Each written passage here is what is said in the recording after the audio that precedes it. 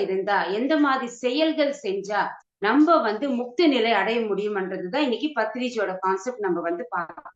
So முமுக்ஷுவு, முக்தி, பரிவர்க்கம், மோக்ஷம் இது எல்லாமே ஒரே மாதிரி அர்த்தம் கொடுக்கிறது. யாரு முக்தியக்காக தேடல்ன்றது இருக்கோ, தேடுறாங்களோ அவங்கள முமுக்ஷுவுன்னு சொல்றோம்.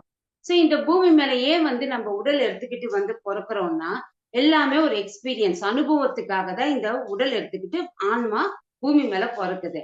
அப்ப ஏதோ ஒரு கிடைக்கணும், ஒரு ஞானம் கிடைக்கணும், அனுபவம் கிடைக்கணும்ட்டு அந்த ஆன்மா பூமி மேல வந்திருக்கு. நம்ம இங்க மைண்ட் யூஸ் பண்ணி இந்த சொசைட்டி மாயையில எல்லா விஷயங்களும் எனக்கு இது தேவை அது தேவை கோரிக்கைகள்ன்றது நமக்கு இருந்துட்டே இருக்கும்.